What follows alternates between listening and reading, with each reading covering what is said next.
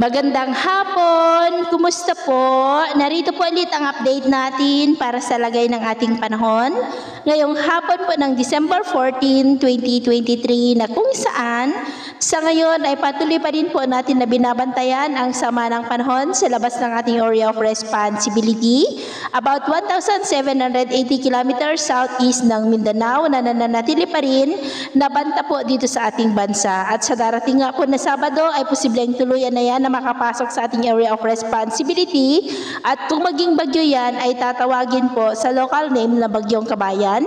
At posible rin po itong mag-landfall sa darating na linggo ng gabi hanggang Lunes po. Pero posible pa na magbago ang forecast na ito kaya patuloy po natin nababantayan. At sa ating long range forecast, maliban sa sama ng panahon nating binabantayan ngayon, ay wala naman pong nakikita na kasunod na banta po ngayong darating na Pasko.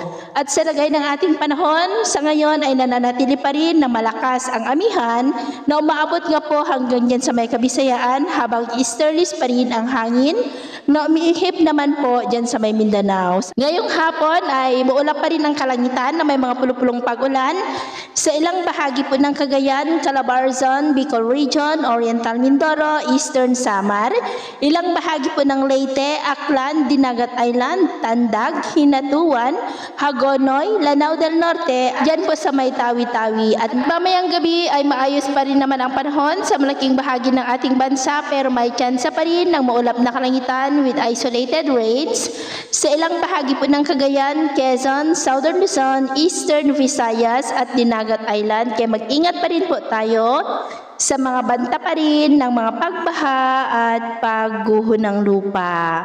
At sa atin naman pong mabaybayin dahil po sa amihan ay maalon po sa mga baybay ng Ilocos Norte, Batanes, Babuyan Group of Islands, silangang bahagi ng Luzon hanggang dyan po sa may Visayas, maging po dyan sa mga baybay ng Dinagat Islands na ang mga alon po ay posibleng aabot hanggang po sa 1.5 to 3 meters height. Iwasan muna natin ang papalaot, lalo na po dyan sa mga may kulay pula para mas makaiwas sa mga sakunang pangkaragatan. So, yun po lang latest update natin sa araw na ito. At ang pumuli si James na nagsasabing, sa kahit anong pagsubok po na darating sa ating buhay, huwag na huwag po tayong mawawalan ng pag-asa. Thank you and God bless!